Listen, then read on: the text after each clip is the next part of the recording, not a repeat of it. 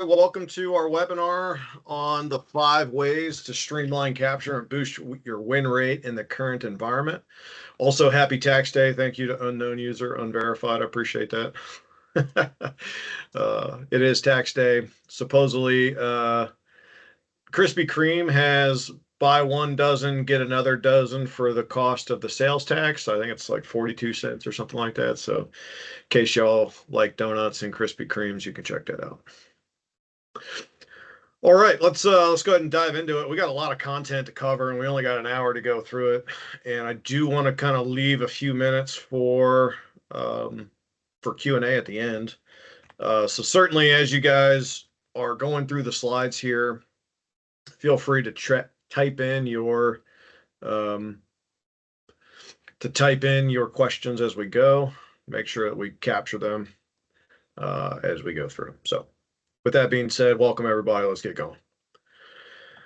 All right, so we are OST Global Solutions. My name is David Huff. I'm the CEO. I've been with the company for 12 years now. Prior to that, I was in the military. I was in the 82nd Airborne Division, did a couple combat tours to Afghanistan. So pretty much the only thing I've been doing professionally outside of the military is business development.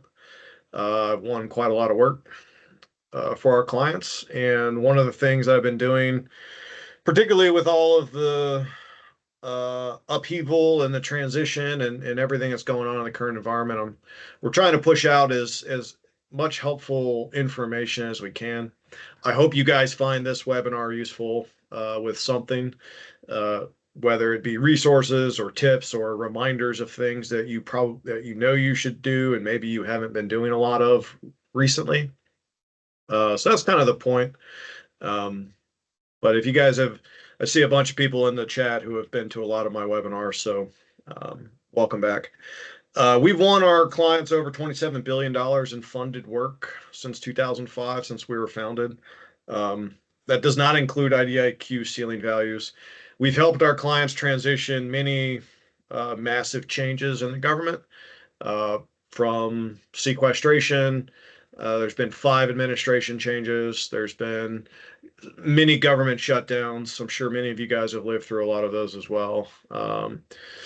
The migration from single award contracts to IDIQs and GWACs, and most recently, COVID-19. We're also helping a lot of clients kind of address the funding shifts and the contractual changes that we're seeing today. So we're a one-stop shop business development, capture, and proposal consulting firm. We also have the Bid and Proposal Academy, with the only registered apprenticeship in the nation in government business development. So graduates of our program receive a certificate from the Federal Department of Labor. We do not self-certify like all of the other proposal, capture, and BD certifications that are out there. Ours are audited and certified. We also are able to receive Department of Veterans Affairs GI Bill money for people who qualify for GI Bill benefits. We accept all chapters, including eligible dependents, and veterans will also, and that includes VR&E as well, so the Vogue rehab stuff. So veterans also can receive their housing money, the BAH stipend, while they're in our program as well. So if you're interested, please reach out to us. We also run the SBIR, STTR proposal labs. We do a lot of work with grants for the state of Maryland and for Alabama. So that's about us. We'll touch back on this later. I put together 5 recommendations. So been meeting with a lot of clients, been meeting with a lot of companies. We've been going to a lot of industry day events recently, and I feel like these 5 things are at least a good reference point, right? So the first thing I'm going to throw out there is that we as an industry have been through massive changes before. I listed out several of them. Sequestration was a terrible one. There was that government shutdown that lasted 27 days that put procurements behind like 6 months or so. There's a lot of stuff. I don't know if it's this radical, this fast, but certainly we as an industry have been through lots of changes and lots of shakeups before. So it's important to kind of stay grounded and to understand that at some point the spigot for contracting is going to get turned back on. And we're anticipating a pretty large deluge of backed up work that will either need to be recompeted or competed new because the contract's expired. So 5 recommendations here that I think that we're going to talk about today is one, kind of understand the general direction of procurement. So it's really important to have kind of market situational awareness, and we'll go over that. And then the next thing I want to go over is double down on the pipeline basics. And we have a recommendation to 5x your pipeline. So there's some traditional guidance, traditional wisdom that, hey, your pipeline should really be 2 to 3x whatever your growth goals are. I think now it's increased. I think it's somewhere between 4 and 5 of whatever your growth goals are. So it's going to be exceptionally important to make sure that we are doing the fundamentals, we're doing them well, and that we are making progress and finding things we can bid on. Also want to talk about focusing on the customer engagement aspect of capture, re-engaging with the humans and the human element side of our business development kind of job. I think is going to be really important to kind of remember that our customers are going through a lot of pain right now and a lot of turmoil and a lot of change, and we can be there to help. So I'll talk about that. And then I think also it's going to be really important. This concept of on-contract growth is something that probably most business leaders recognize, and I would say very few do very well. So I want to go over how to turn your sales force or your workforce into your sales force, or at least make them sensors for your sales force, right? So are they trained to identify opportunities, bring them to you so that you can have meaningful conversations with your customers? So I'll talk about OCG here in a bit as well. And then the 5th thing is to fully implement AI to significantly increase capture and proposal activity. So particularly in the pipeline piece and 2, 3, and 4 here, AI is going to play a really large role in our ability to increase our pipeline, to increase our capture activities, to increase our proposal activities. And I'll go over kind of where it fits and where it's best used, and then give you some tips about how to use it effectively. So that's the agenda for today. Like I said, we got a ton of slides to get through. I hope I didn't cram too much into the webinar, but we'll see. Yes, this presentation and the slides will be available after it's done, I promise. It does take a few minutes for us to process the video, but we'll get it up on our website. We'll send an email blast to everybody in the chat and who signed up and maybe didn't attend. All right, so let's talk about the direction of procurement. So we're going to read the tea leaves a little bit. My opinion, and $1.50 will get you a cup of coffee at the gas station, right? So I am speculating here a bit, but there are things that I think that the new administration is telling us, and we should listen. So let's go over some of those things and maybe talk about what that means for us, right? So first thing is market implications, right? So if you have not, please read the Heritage Foundation's Project 2025. It is being implemented. Whether you agree with it or not, whatever your opinions are, these things are coming true, where they're being implemented through executive orders, through policy changes, through new laws that are being introduced into Congress. So read that. That is a blueprint, and it's laying out exactly what the new administration wants to do.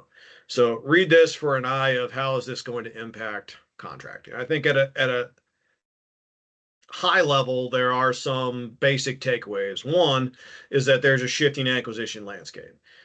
I believe that a consolidation of IDIQ vehicles is coming, particularly in the GWACs. I'll talk about that executive order here in a bit. There are rumors of FAR 2.0, so potential rewrites to the federal acquisition regulations.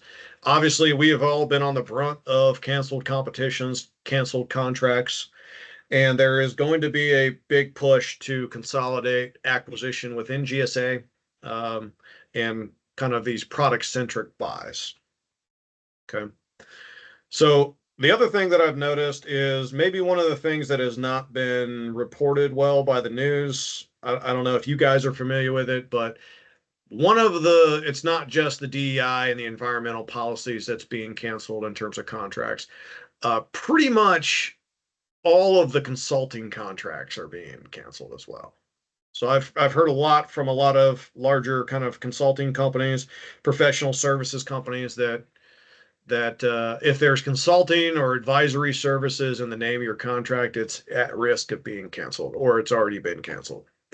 So I've heard that a lot. I don't know how that translates to you guys. That's just something I've heard. What this means for us is that a lot of these larger primes are now chasing the smaller opportunities they traditionally ignored. So at least what I've seen, there's been a massive increase in the interest of any opportunity that shows a pulse, right? So if there's any update at all, people are dying to bid on stuff right now. So this is going to be important for us as we talk about capture and customer engagement. But I would venture to guess that there's going to be a lot of extra competition on even the smaller opportunities. So obviously we've been reading in the news a lot of the agency staff cuts and the contract reductions. There's a lot of funding that's being reshifted. I talked about this about a month ago in the budget webinar that I did. If you guys didn't attend that, go check that out. I talk about the continuing resolution that was passed and kind of where the budget is shifting.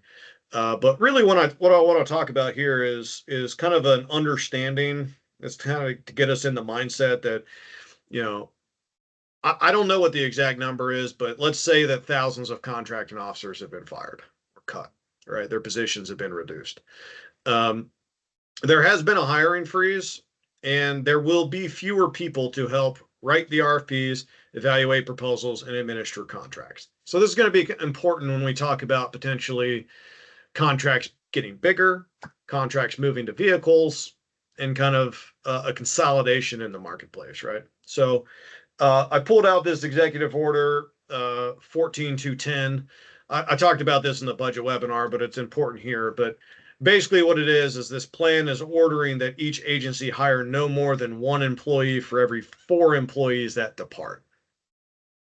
Okay, so if 1,000 contracting officers got fired, hypothetically, I don't know if that's the number, whatever the number is, whatever the acquisition staff reductions have been, this executive order says that agencies may only hire 1 for every 4 that depart. So if it's 1,000, only 250 are going to replace them. And the other thing that I wanted to pull out here is that Executive Order 1422 says that the agency heads shall not issue or approve new contracting officer warrants for 30 days from. So technically that's been lifted. You know, I don't think the government moves very quickly. So if they are issuing new warrants, it may not be fast enough, or, you know, we still may see significant delays in new contracts being released and contracting mods and contracting actions happening. So for us, the procurement administrative leave time, this is a a new term for me. I got this from Polera Mazza, which I thought was a really good webinar. So just the time of solicitation to award is probably going to increase significantly. You know, many of you on the phone or on the Teams call here have probably experienced basic contract actions not being done. So that's been widespread, what I've heard across the industry and across our client base. All right, so the other thing I want to talk about is consolidating federal procurement and the GSA. So this is Executive Order 14240, consolidating domestic federal procurement and the GSA. I'm not going to read all of these things, but basically it's establishing GSA as the central buying authority, or trying to. And they are going to start looking at the GWACs, the government-wide IDIQs, and things like that to see how redundant they are, potentially consolidate or cancel them. So that was my takeaway from a lot of this stuff. But it appears that this administration is trying to consolidate buying back into GSA. I mean, we had procurement reform specifically to break up GSA because of the problems that caused. So for those of you who are been around for a while, you probably remember that. So it looks like we're trying to go back there. So I think for us, and this is me speculating, but certainly the federal supply schedules, the GWACs like Polaris, which hasn't been awarded yet. Alliant 3, I don't think has been awarded yet either. 8A Stars 3, Vets 2, Oasis Plus had their first round of awards. You may start seeing more task orders there. So we have a webinar next week. If you haven't signed up for it, please do. Specifically looking at GSA, the changes to the supply schedules, what you can do to kind of get ahead of some of this, um, particularly if it happens, right? And really what I'm looking at is other IT related GWACs, such as NASA SUP 6 and CIOSP 4. Both of those have not been awarded yet, but both of those GWACs, CISP 3 and NASA SUP 5, have massive IT spends already. So I think in 2024, maybe it was 23. I think it was 23.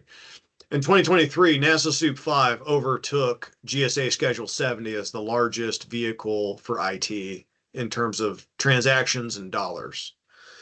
So it would be a pretty tectonic shift to cancel SUP and move it under or move it to one of the GSAs or consolidate it. So I don't want to be an alarmist, but this could potentially happen, right? So whether it would transfer authority of the vehicle to GSA or if they would just cancel it and move all of that work under one of the GSA, either supply schedules or vehicles, is something to be look out for, right? We also may see a renewed interest in OTAs, especially in defense and R&D, to bypass the FAR's most cumbersome requirements. So this is just kind of me speculating here. I think also we're heading towards a market consolidation. So I think we might potentially see fewer small business set-asides. So with and again, I don't know the exact number, but I'm assuming that some of these layoffs and firings that have been going on and the buyouts have affected the acquisition community a lot as well.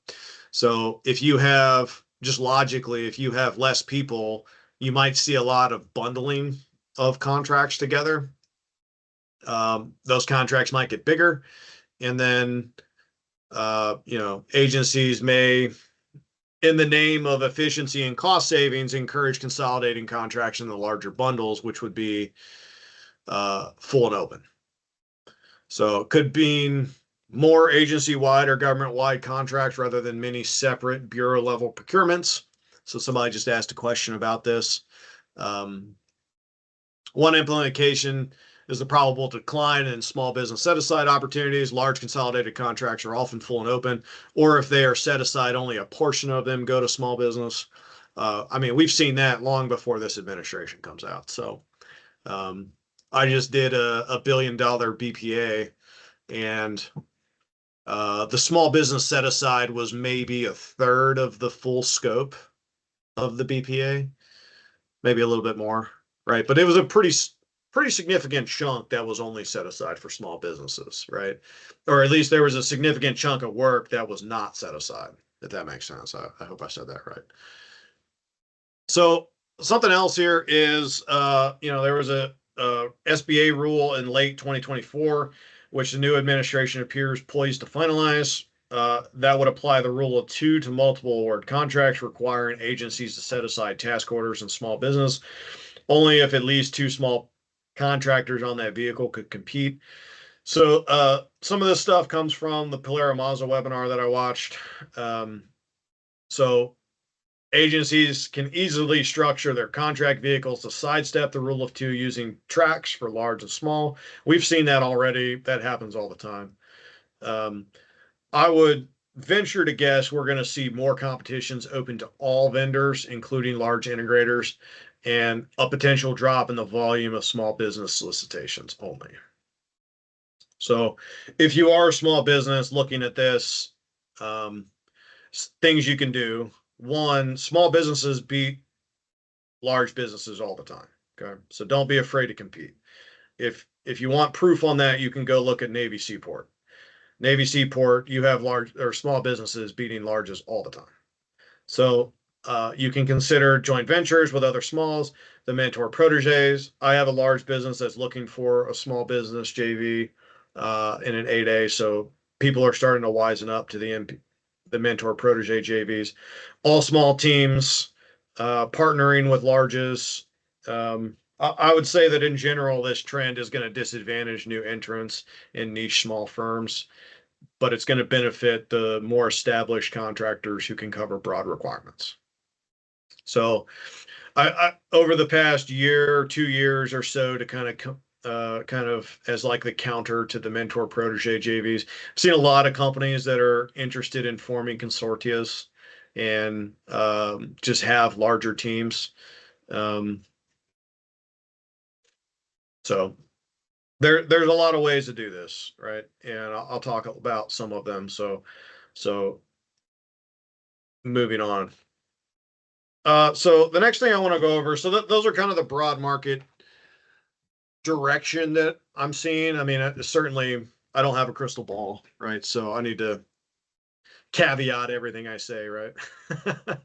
I don't have a crystal ball, but I mean, the Trump administration is tells us what they're going to do, right?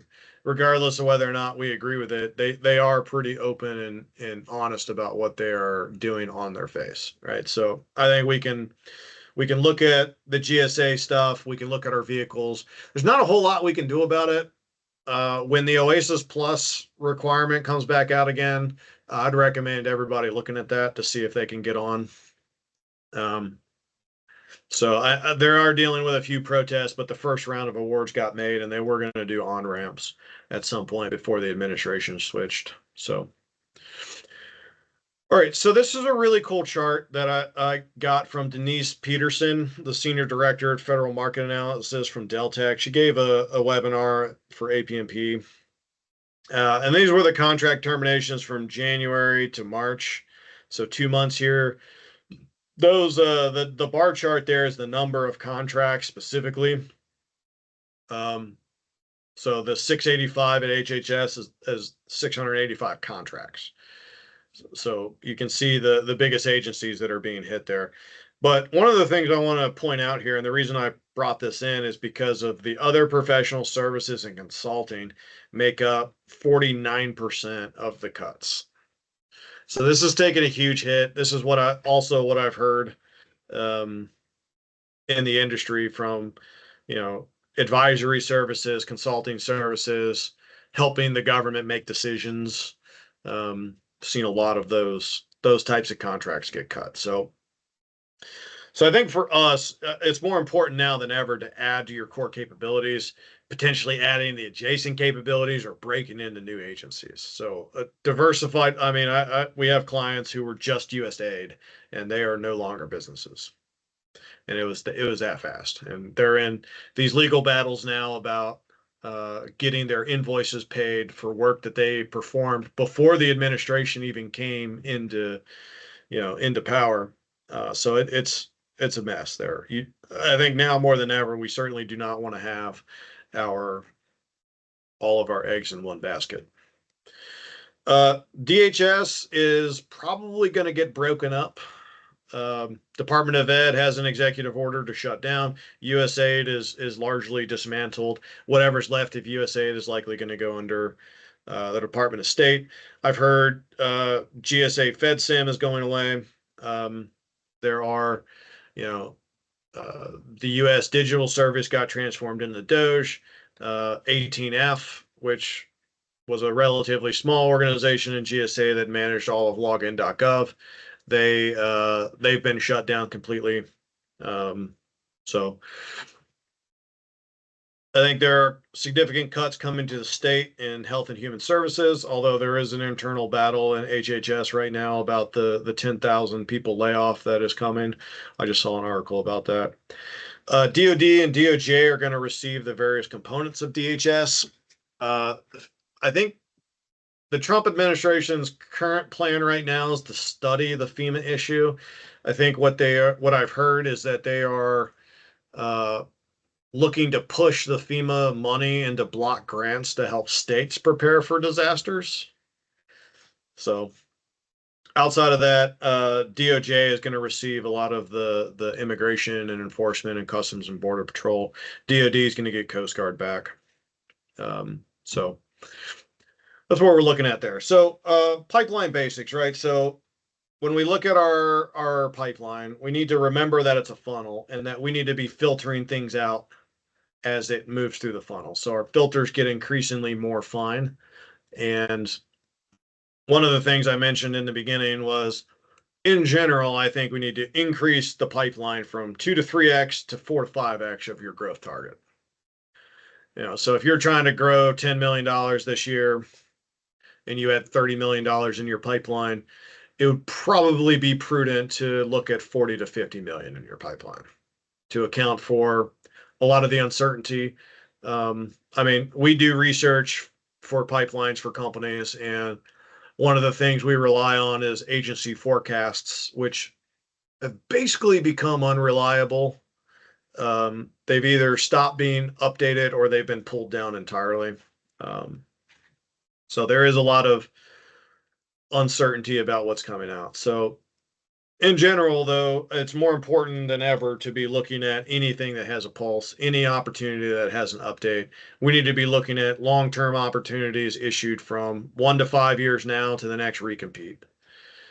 Who knows if those contracts are going to expire? I've seen a lot of contracts that were going along great, and then the government did not execute the next option year over these past few months. So I think the question is going to be is when someone comes around and is like, oh, hey, we need that contract. Are they going to just execute the new option year, or are they going to compete an entirely new contract? I don't know. I don't know what the legality of that is, but that's an interesting problem that I've heard is popping up a lot. Midterm opportunities, 6 months to a year. Short-term opportunities, imminent. Those in the next 2 to 5 months. I think for us is we need to ensure the opportunities are real. So this is really tricky. I'll talk about this a little bit more in customer engagement. But this opportunities are real is probably as important as it's ever been, particularly with a lot of companies starving to bid on things. We want to also rank our opportunities in order of priority. So this is something that I see a lot of companies, not necessarily going to say struggle with. A lot of them don't do it. So a lot of our clients don't rank their opportunities. And this is a super important thing. So if you have 2 things that are coming out or 4 things that are potentially going to come out, what are you going to spend your limited resources on? We want to clean and edit the pipeline regularly. I am guilty of this. It is, I missed our internal pipeline meeting today, putting slides together. So this is when the leadership stops paying attention to these things, it's really easy for folks to not do them. So we do want to make sure that we're doing that. And basically, if I would change this is a slide from our training. I would change this to, if we're not bidding constantly now, we're probably not going to make it. So for companies who are on the edge or kind of stagnant over the past couple of years, I mean, it's very, very important to bid on stuff right now. I do want to go over the gate reviews. If you do not have a gate review process, I'd recommend implementing one.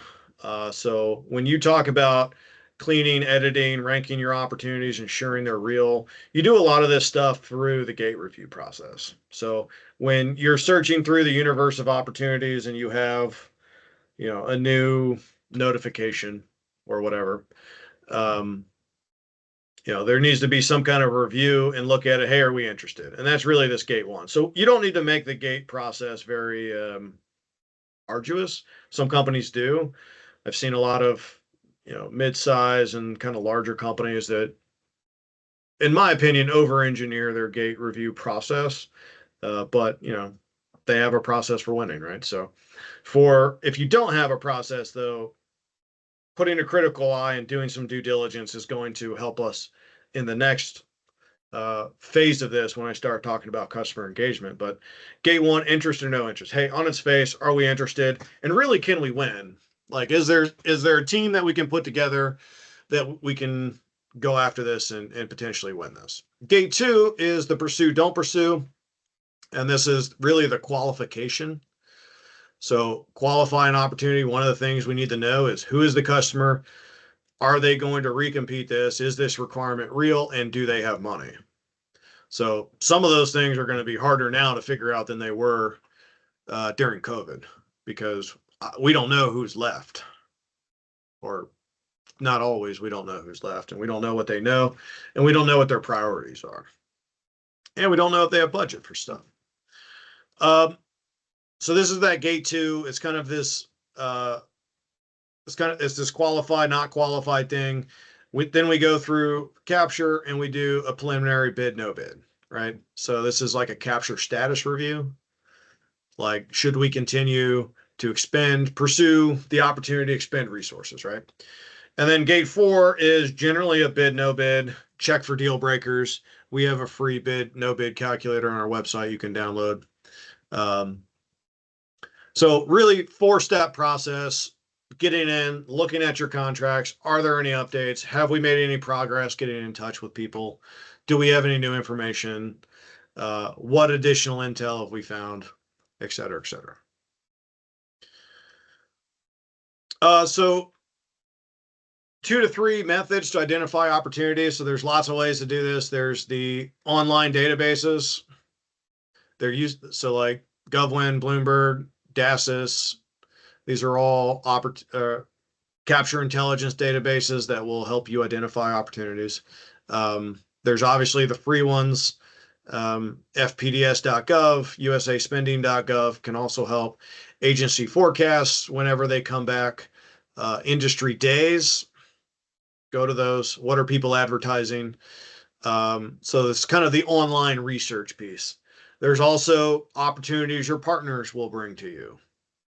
So, hey, what are you guys hearing in the industry? What have you heard about, right? There are opportunities you can find directly from your government customers. Talk about some of those in the on-contract growth piece of this webinar, but your customers are also a source of opportunities. And I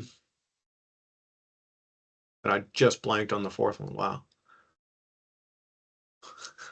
It'll come back to me. I just blanked really hard. So if we're having trouble getting in touch with people, we want to leverage our rainmakers. So there's always people with Rolodexes, right? So just don't hire those Rolodex gurus as your BD people. You'll spend a lot of money. The Rolodexes are going to dry up. There's a lot of people on the market right now that have just come out of the agency, whether they got fired or they got laid off or they took the buyout. There's a lot of people who may have insight into what's next, like who's left. What do they know? And so you could probably get a lot of information for relatively cheap. So me personally, I've on a regular basis, like even before all these cuts happened, would call up people off of LinkedIn and say, hey, I saw you were just in this program. I got this opportunity, like on the government side, I have this opportunity to bid on it. Would you be interested in making $150 an hour to consult? Sometimes they're like, oh, I want 200. So, all right, fine. Right. So get all kinds of information. So now it should be easier more than ever. I mean, there's a lot of people on the market, and some of them would like to make some extra money. Right. So I think if we're not bidding monthly on multiple projects, I would change this to not growing fast enough to may not survive in the future. So I would recommend to commit to a blitz campaign to build up your pipeline more, and then recommit to regular upkeep.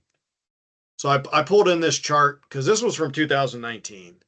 This is the last time APMP, the Association for Proposal Management Professionals, did an industry benchmark. I wish they'd do another one, but it is pretty expensive to do. I think 500 or 600 companies responded to this survey, something like that. Anyway, you can see that of the 36 to 80 bids a year, it was 26%. 35 bids or less was 27%. So there's pretty significant number of companies who are bidding more than 36 proposals a year, which is roughly 3 a month. That's always kind of been the benchmark that I'd recommended to small businesses. Like if you're trying to aggressively grow, you should be targeting 3 proposals a month. One of my first clients when I was a brand new consultant was a company. They were doing 8 million a year, 7 or 8 million a year, roughly, somewhere around there. And uh, they hired us to do BD, and I filled their pipeline of stuff, and we were bidding. I think we bid 30, 31 proposals, something like that, 32 proposals in like 9 months.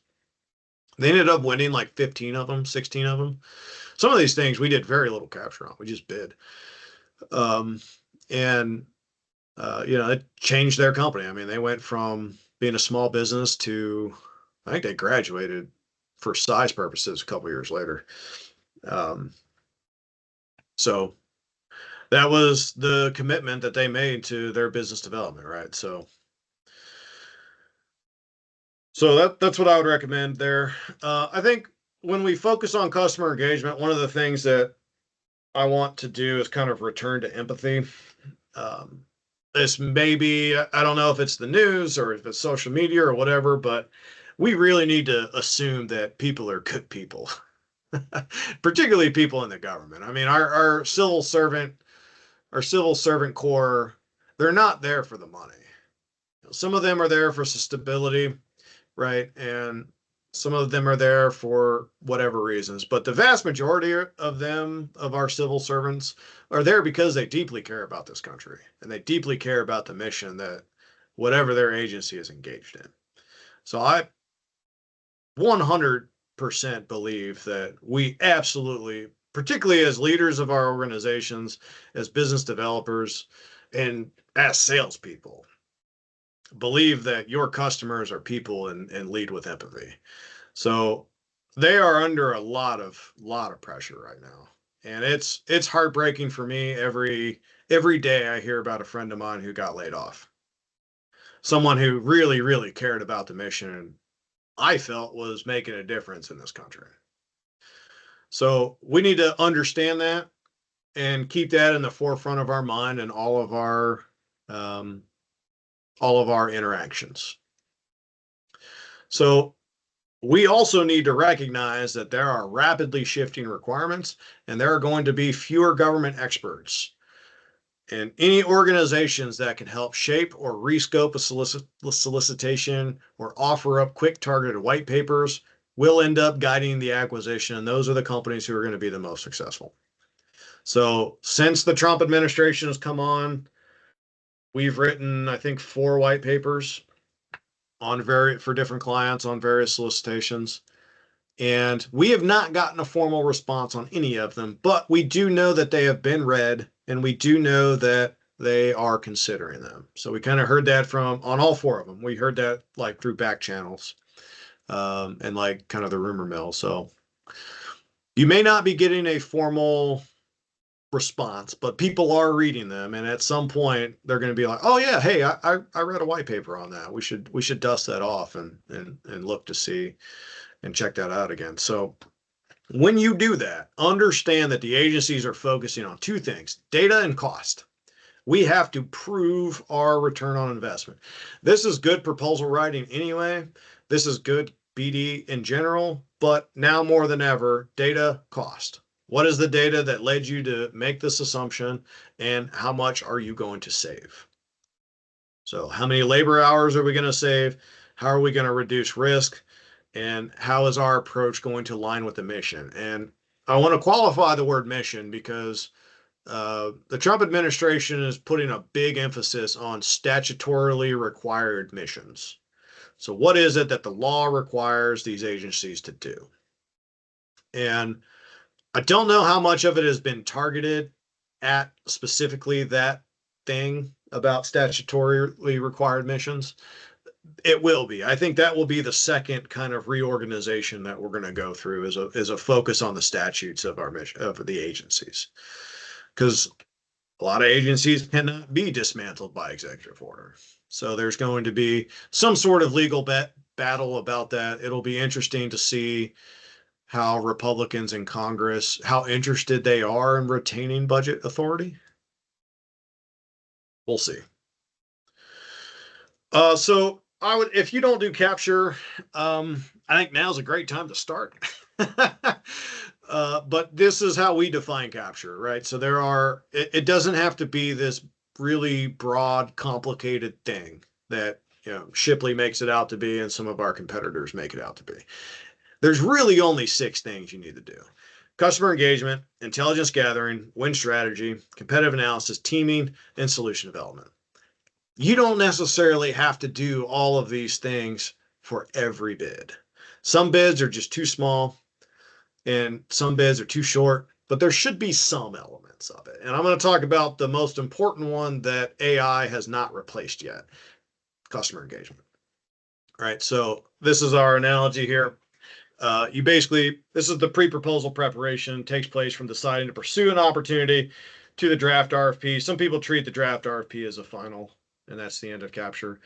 But the takeaway is that larger companies are starting to pursue smaller opportunities they would never have gone after before. And capture is the key to winning in fierce competition. So I believe there's going to be a lot of contract consolidation, and we're going to start seeing fewer larger bids. And I believe also that the small business set aside metrics have been revised downwards. I think it's 30% now. I just saw a table on that. So the mandatory subcontracting goals, I think, just went down for smalls. And somebody in the chat, please correct me if I'm wrong, but I thought I just saw that. So we need to be honest with ourselves, right? As a business developer, where are you on this spectrum? Are you a people person or are you a project people person? Right? And basically what I want you to do is stretch yourself a little bit and expand more into that people person role, right? So, unfortunately, there is no secret to finding out your customers. Finding your new customers and reaching out to the government, you got to call a lot of people a lot. I mean, there's no other secret sauce to it. If somebody has it, please let me know. I'd love to invest in whatever you got, or love to look at whatever solution you have. But people are still making the buying decisions. People are still who are reading our proposals. People are still the ones who are doing it all, right? So there's a spectrum, natural work preference that for whatever reason makes some BDers reluctant to cold call the government. Maybe some of them don't know what they can ask for. Some of them get discouraged by the lack of responsiveness, or they doubt that someone will want to see them. Man, I can't tell you how many times I picked up the phone for my client and got a meeting for him. It's like I've had to make some calls before, but like you just call people, right? Hey, I think this person is involved in this. Let me call them. Hey, I got their voicemail. Follow up with an email. Call someone else. Like it's not a secret. We have a partnership with a company called Technomile. They have the best org charts in the government. So if you'd like discounted pricing or you'd like discussions on that, I don't know how accurate their stuff is now, but our people are still calling the government and they are still getting a hold of people. So yes, it still works even in today's time. So some people don't feel like they've had the credibility to deal with the government people at a certain level. Man, they're people. This is something I gotta teach to our younger analysts, but eventually they pick it up. Some don't know how to talk to government officials. Um, what do you do after the conversation, right? And capability statement. So there is a dislike of salespeople and business development people. That's the job. Sorry, it's not going away. I do need to hurry up. Become a trusted advisor, and I'll probably continue on past 1 o'clock. So I apologize. If you guys need to drop, you can access the rest of this later. But I am running behind. We still have 13 slides, and I do want to get through all of this. So if you can stay with me, stay with me. I will answer all of the questions at the end. So if you do need to drop, make sure you get your questions in before then. One of the things that I want you guys to focus on is consultative selling. So becoming that trusted advisor. And this is kind of a mindset of where we need to be. Yes, we are there to get business. We are there. There is a financial transaction. But at the end of the day, we are both people. when I sell to the government, I am still a person. Am a, I'm a patriot. I care a lot about this country, right? And I'm going to be honest and trustworthy with people. If I'm not the right person, if I'm not the right company for a bid, I'll tell my clients. I've told many of our clients before that you should not bid on this, even though they were going to give me the proposal work. It's like, hey, I don't think you guys are qualified for this. I don't think we can win. I don't see a path to victory here. So I think it's best to save your budget for something else, right? So that's what I mean by clean and trustworthy, right? Honest, ethical, play by the rules. Um, you know, you don't necessarily need to stick to the strictest interpretation of every rule, but there are rules still around gifting and all this stuff. So, brush up on those. Don't accept anything proprietary or acquisition sensitive. That's still illegal. So again, care about the country, care about the government, you care about the project more than yourself or the company that you're working for. And you do honestly need to believe that your company is the best possible contractor to get the work done. So I have struggled with that in the past. Anybody that's been in sales long enough will know that they have a hard time selling stuff they don't believe in. So if you don't believe in it, you need to recognize that, figure out why, and fix it before you can really do a good job. You understand that this government service is important to the agency's mission. You appreciate their exact impact. You need to see them as people. You're there to help solve their problems, and you're always going to give them the best deal. It's like, hey, you're my favorite customer, right? You also need to respect them a great deal. You listen. You're never dismissive, and you recognize that they're humans. So I put this in here just as kind of a refresher. Is like, hey, let's get back to our roots. Let's get back to what made us successful to begin with, and we can reapply that in today's world of disruption and change. So maintain close communication with the agency and customers. So if we have customers, the program managers, the contracting officers, the contracting specialist, whoever is left, pay them a visit when you can. They're dealing with a lot of new rules, Doge team input, possible staffing issues. We need to be empathetic and solution oriented in all interactions. So that data plus that ROI thing, that man, words are hard today. What did I say? Data plus something. Let me go back real quick because it's killing me. Man, I suck.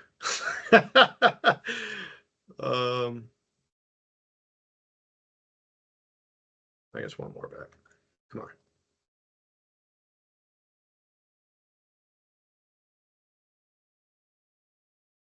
Yeah, whatever. Sorry. Prove your ROI. Data plus savings. That's what it was. Man. Monday number 2. All right. For instance, if your contracting officer is struggling with the new justification system, where they need to write a justification for every dollar that they send out, maybe it would be easier to provide the reporting data in a format that makes their job easier to justify your invoices. Some of those things, some of that extra work, helping them do their work, particularly with all of these people who are no longer there, can build a lot of goodwill. Check in regularly about any changes in priorities or fundings. You may learn early if your contract scope might be narrowed or if there's interest in expanding it because the government staff left, and that might allow you to adapt quickly. So you can propose logical expansions or extensions to cover a gap, albeit temporarily. And this one, I think that we also need to be experts in our field, right? We need to be able to educate our customers. Certainly political appointees and a lot of Doge team leads are probably unfamiliar with the details of certain programs. So without getting political, ensure that they understand how your work directly supports the administration's goals. For example, if a Doge team leader is reviewing contracts, your government champion can highlight contract X provides critical IT support that has enabled 20% efficiency gains in processing claims. Tie it to efficiency or cost savings to speak their language, right? So whatever we can do to help, right? Influence the requirements early. I think it's very important to engage in the industry outreach events and the RFIs. Whatever GSA is marketing, I would recommend going. GSA has traditionally been very good at hosting Industry Day as it formulates and consolidates contracts plans. So participate, provide feedback. If you're concerned with too few winners on a vehicle could harm competition, articulate how a larger pool with many small businesses could still deliver the savings they're looking for. And while the administration's decisions are top down, we also need to recognize that the acquisition workforce still cares about getting it right, and our input might shape the solicitations to be more favorable or fair. Okay. So I thought that this would be helpful to kind of go over some of the basics here and kind of what's changed. So let's talk about on-contract growth. So for those of you who have contracts, your program staff are some of the most valuable business development resources you have. And the question is, have they been trained? Has that expectation been set that their job is to also support the survival and growth of the business? This is something that I've seen rarely executed well. And the places where it is executed well, those are great companies. So one of the things that we need to do in on-contract growth is, one, we need to recognize that maybe some of our employees feel like they're more part of the government than they are part of your company. Maybe understand that if we roll out an initiative like this, we might be asking them to do more work. Understand that there's a lot of barriers to selling, right? So we're going to need to overcome the reluctance to sell, right? So we have a corporate training that we deliver for program staff specifically on-contract growth and how to turn your workforce into your sales force. And the first thing we need to do is address some of these barriers, right? So if any of you guys have worked at large companies, maybe large SIs or large consulting companies or, whatever, man, you go and you put the best 8 hours, your best billable 8 hours on your timesheet, and then you show up to the corporate office to do business development. So that's just an expectation that's set from day one. It's like, hey, you guys are here, we're one company, and we all need to work together to achieve growth and to achieve survival. I mean, just because another company wins doesn't mean you're going to be part of the incumbent capture. So anyway, generally the first thing we do is we talk that on-contract growth does not solely benefit the company or maximizes revenue. It also supports the mission and ensures project success. It's really critical because the project can be implemented smoothly without unforeseen risks. You stay informed about potential needs and address them proactively. There's time to carefully plan and execute the program. And you're not really selling in the traditional sense.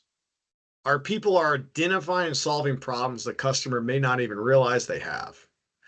So many times I hear when we are preparing to do one of these courses that we hear from the program people who work with their govies, their government counterparts every day, and they say, they told me this in confidence. This is their problem, but they told me in secrecy. Like I'm trying to keep their confidence, and it's like they told you a problem that we can help fix for them and remove this issue and make it better, right? We can make this mission easier.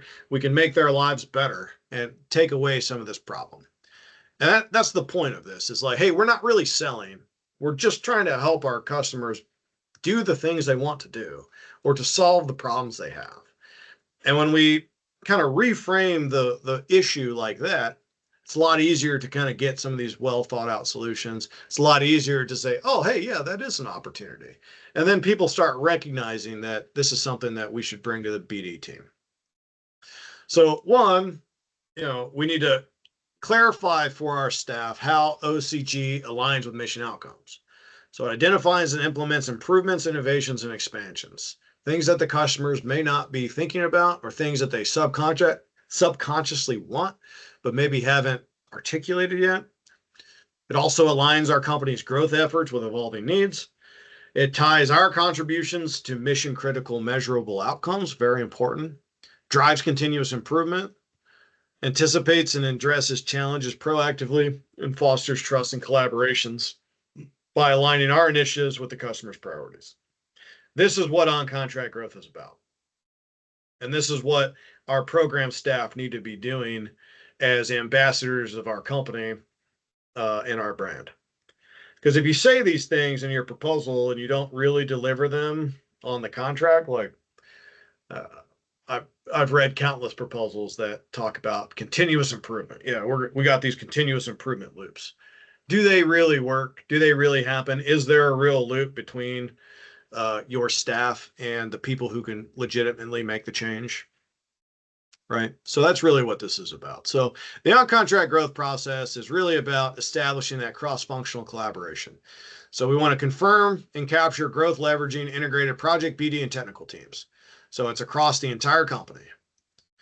There's also customer engagement. Understand the needs, challenges, and identify the growth opportunities. And that can come from any of the BD, the capture teams, the project teams, the technical teams. We also need to document the process, knowledge, and tools, right? So people need to find it easy to give the information that they need, right? So these are the three kind of things that enable this process. Supporting this process are things that the business needs to put in place. So culture of innovation and flexibility. We need to encourage teams to adapt to changes and propose new ideas. People say that, sometimes they don't always do it very well. So what are the functions where your junior mid-level staff who are working on the ground every day can throw up ideas, can use some decentralized decision making and have some flexibility? We also need to provide the training and development. Selling skills are not natural. You have to learn them. I certainly learned them when I got out of the Army, and it's something I've worked on throughout my career. And it's something that our teams need to do as well. Then we need to provide incentives and recognition, right? Motivate the personnel to engage in OCG activities. Look, if you're going to be asking people to do more work, you need to reward them for it. Having a job, it's not its own reward.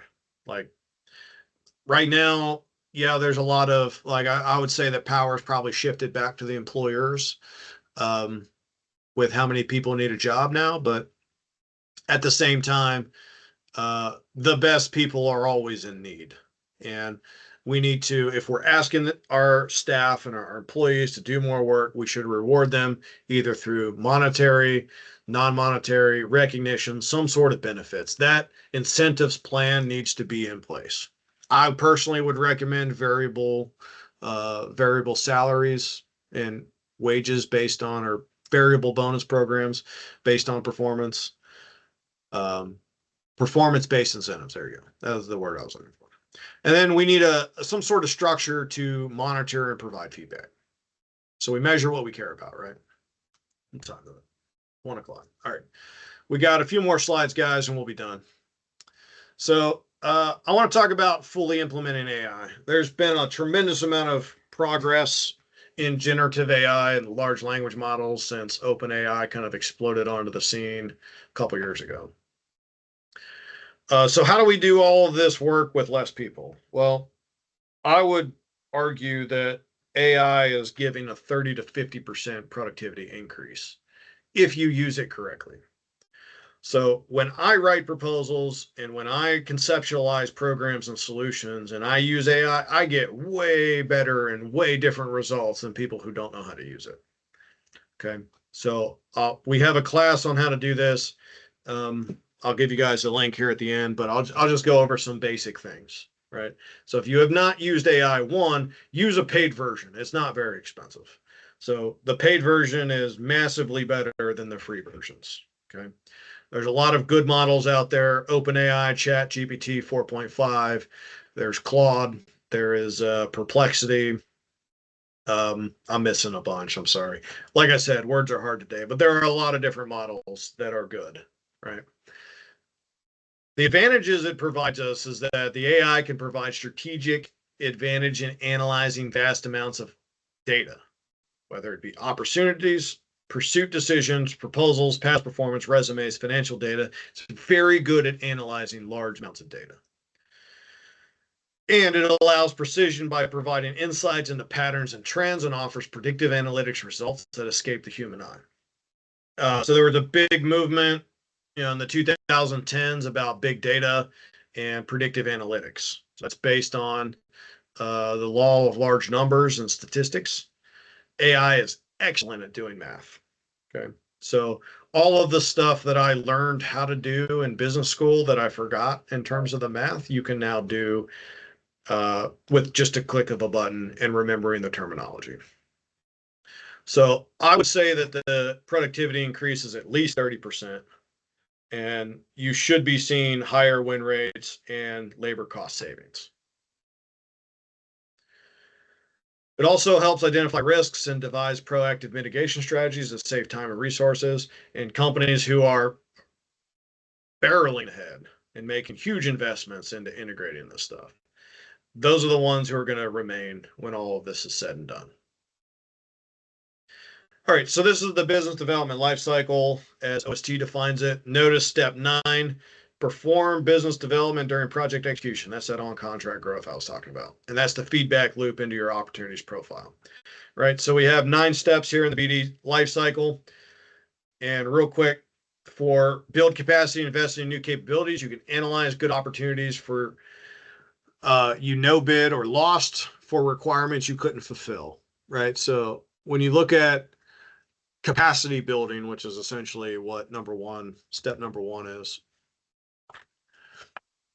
When you look at capacity building, it is what are the things we're constantly no bidding and what are the similarities between those? AI can help you figure that out.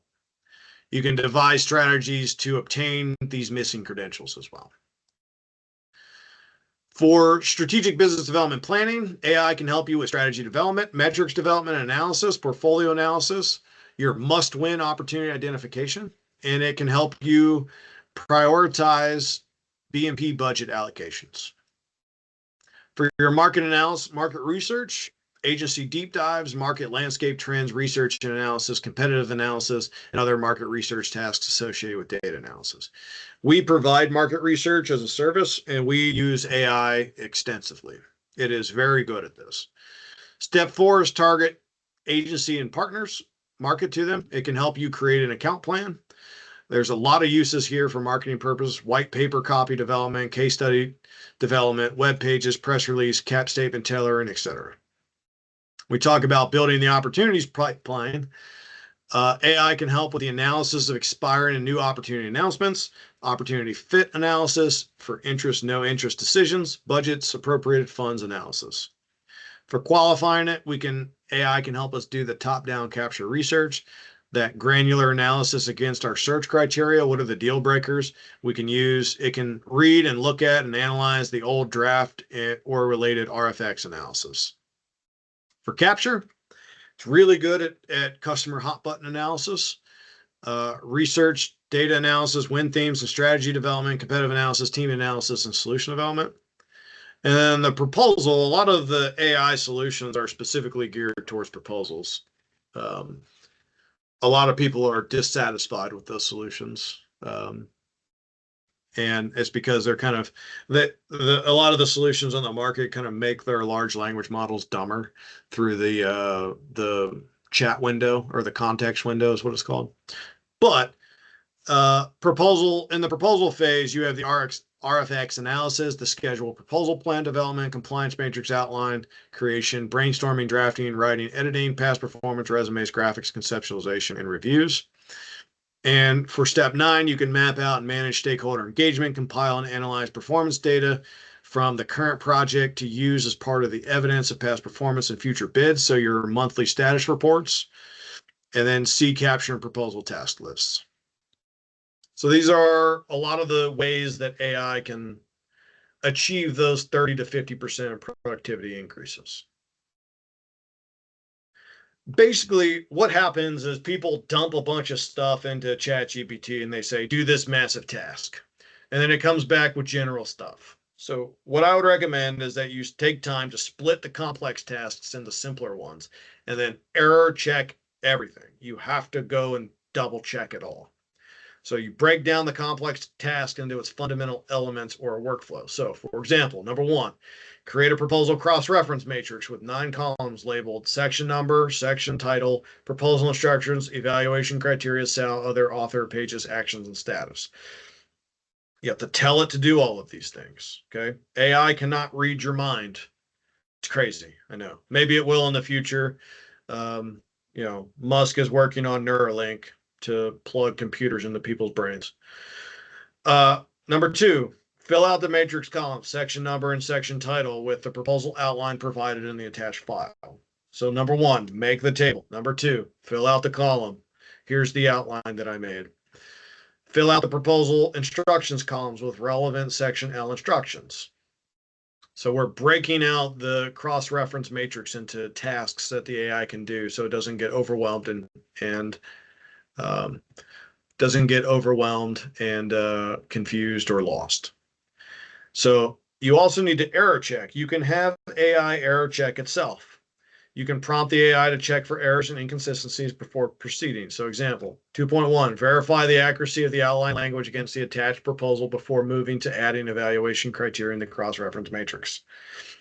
If you're getting stuff that's wrong, you can challenge the AI. It's like, hey, I don't think that that's right. Can you go and verify that source or tell me where you found that information? Or please document the assumptions that led to that decision. And AI will do that. If you treat it like a person and you ask questions like you would a person, you'll get much different results from it. You can also split large documents into bite-sized pieces, right? So again, we're not giving it a massive several hundred page thing and say, hey, tell me what this RFP is about. No. Hey, like I did this, I'm doing this project for DARPA, a DARPA opportunity, and there was a 500-page book about kind of the history of DARPA and like all this stuff, right? And the really interesting stuff was like at the very end. And I was like, hey, ChatGPT, please read chapter 12 and chapter 14 and verify if my assumptions are correct. Am I actually talking about the problems that they listed there? ChatGPT went and read 12 and 14 and said, yes, consider adding these things or clarify this message because you make some logical leaps here, right? So when you give it specific tasks, it will give you specific answers. It's kind of like in the Hitchhiker's Guide to the Galaxy where the humans built deep thought and they said, deep thought, supercomputer, what is the answer to life, universe, and everything? And Deep Thought spent 10,000 years pondering the question. And at the end of 10,000 years, they all assembled and they were like, Deep Thought, what is the answer to life, universe, and everything? And Deep Thought was like 42. And everyone looked around. They were like, what are you talking about? 42. What does that mean? And they're like, it doesn't mean anything. You need to ask a better question. I don't think you understood the question, right? So the questions that we ask the AI are going to depend a lot on the types of answers we get. Okay. So it's the same with our supercomputer or our AIs now, is that think about AI as like the children of humanity, right? We built it. It's this marvel of technology. We don't quite understand it, how it makes the decisions, right? Just kind of like we don't understand how the brain works. But when you give it context and you give it answer, you give it a good question and you give it some thoughts. Like when I'm typing in to, ChatGPT or Perplexity or whatever I'm using, I give it my thoughts. It's like, hey, this is what I'm thinking. I'll write it down. And I'm like, really, I need to answer this question. So I'll ask the question. And then sometimes I'll put a qualifier on it. It's like, really what I'm looking for is this thing over here. So the more data, the more context, the more you give it, the happier you're going to be with the results. Okay. So when you develop complex narratives, you can do it piecewise. Like we use the 8 W's for persuasive writing: why, what, who, how, when, where, and wow. Yes, that's 7 words. Yes, it is also 8 W's. There's 2 W's and wow. So for those of you who like to count, I always get challenged on that. So we don't get the back and forth here. So I'll just give you the answers, right? So But you can feed it into step 1, step 2, step 3, step 4, right? That's another example.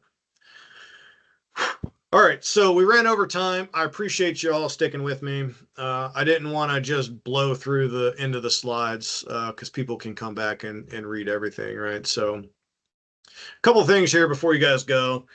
We do have a webinar next week on the changes in GSA, so please sign up for that. It's on our website. I've been sending out email blasts. You can email me if you need to, and I'll get you signed up for it. But we got a great GSA expert coming to co-teach that webinar with me. But we provide market analysis, BD strategy, pipeline management, opportunity qualification, capture support. If you guys need help calling the government, let us do it. Happy to help out. We also do corporate training for on-contract growth. You can go to this link here. I do not believe it's in our catalog, so I'll have to send you kind of a custom thing on that. You can also sign up, and I can't spell.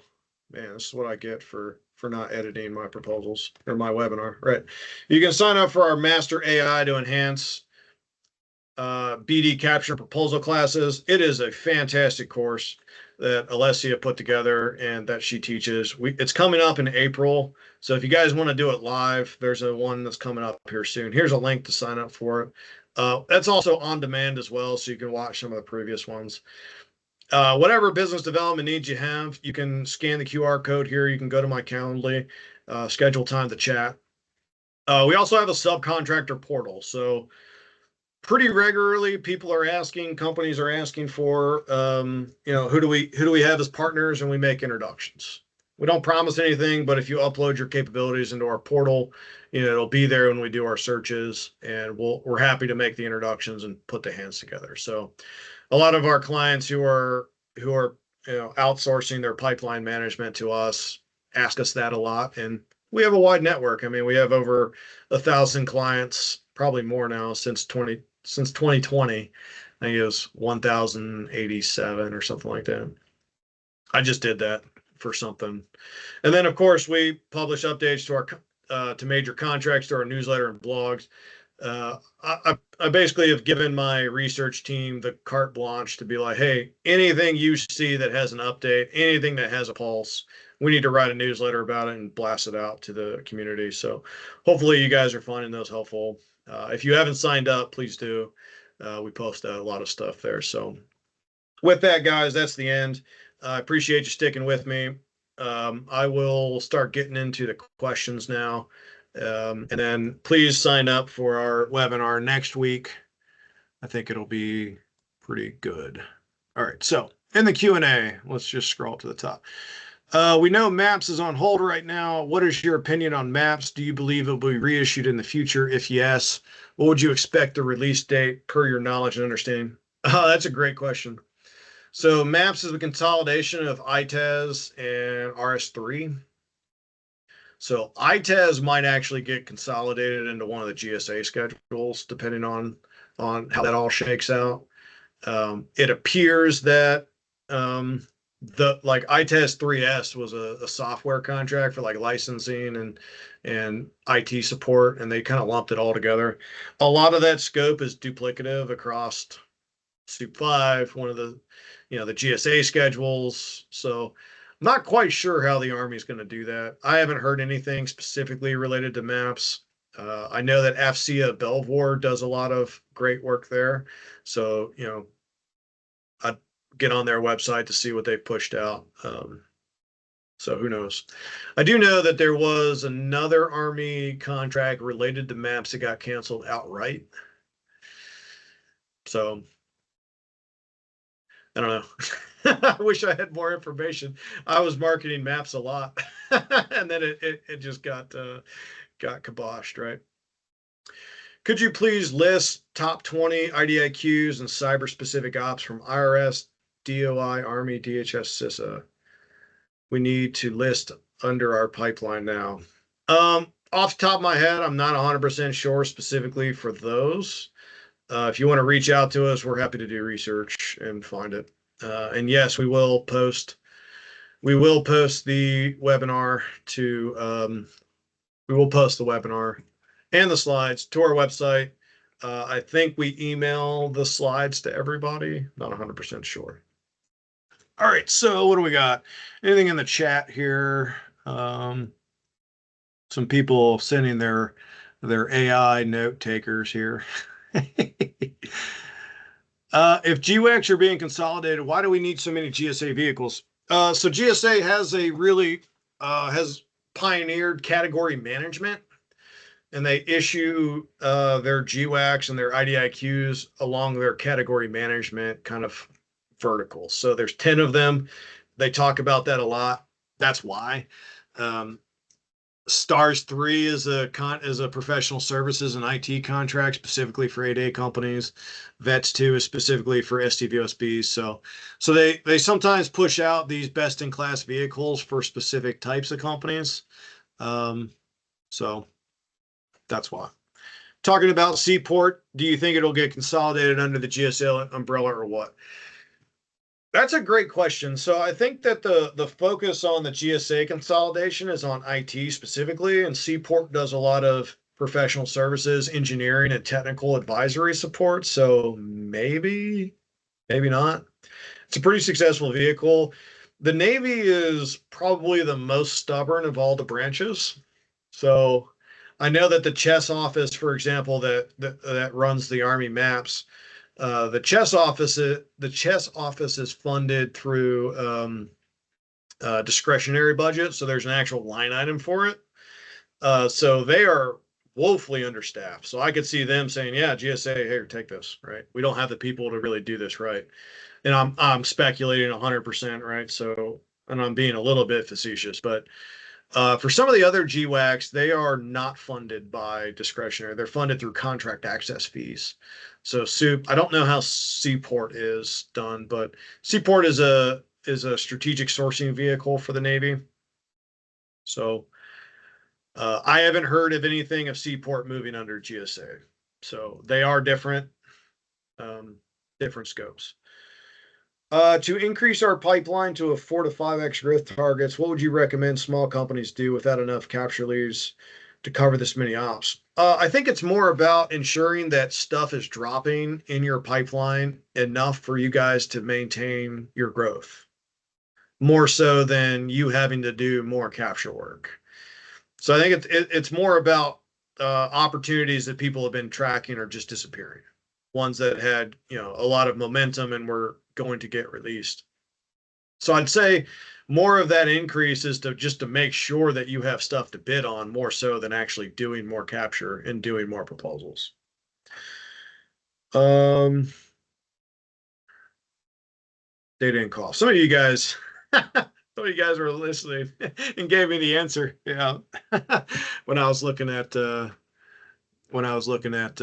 data plus ROI, data and cost. So somebody also gave an AI summary of the class. So, David, how do you reconcile more bids with boosting win rate? Well, if you are doing more bids, leveraging AI is going to be the best thing for you guys to do. So the one thing that AI can't do is that customer engagement piece. So I read a study last year that particularly in like the news and like online news kind of industry, which is all about advertising, they're finding far less engagement on stuff that was purely written by AI. So people don't want to read stuff that's written by a machine. Certainly people don't want to buy from a machine. So the one thing that's going to set you apart, if you only do one thing better than everybody else, it's going to be getting to your customers and doing that customer engagement. So I'd say that's probably your best ROI. How to translate that into a compelling proposal, AI can help you with that.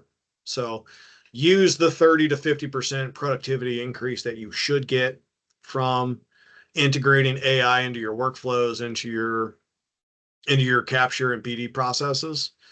And spend your time meeting with your customers, finding out what they need and giving it to them.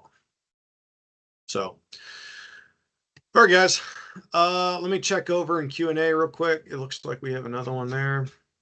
What about the hops from HHS?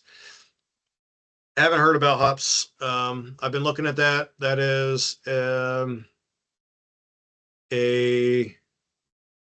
that's the recompete of SOAR, I think, right, from NIH.